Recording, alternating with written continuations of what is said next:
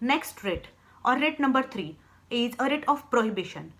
Prohibition means to prohibit something from happening. Okay, it means to stop something from happening. This writ will be issued by whom? By Supreme Court or by the High Court under Article 32 and 226 respectively.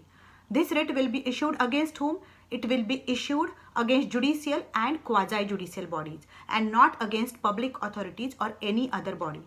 What are judicial bodies? Which are a part of a judicial system. For example, High Court and subordinate judiciary. And what are quasi-judicial bodies? The tribunals. For example, income tax tribunals, railway rights tribunals, consumer protection courts. So these are tribunals or administrative courts. So writ of prohibition can be issued against judicial and quasi-judicial bodies and not against any other authority.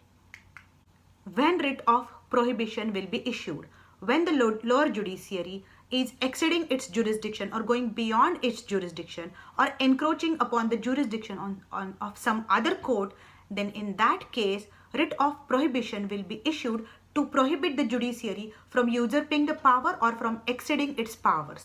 Writ of prohibition cannot be issued against administrative authorities, legislative bodies or private institutions.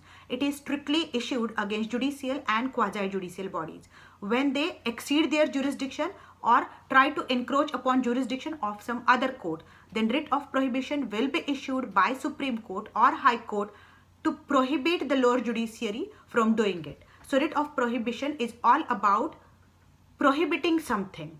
After this will come writ of certiorari. There is a very slight difference between writ of prohibition and writ of certiorari. Stay tuned till my next lecture on writ of certiorari. Till then, goodbye and good luck.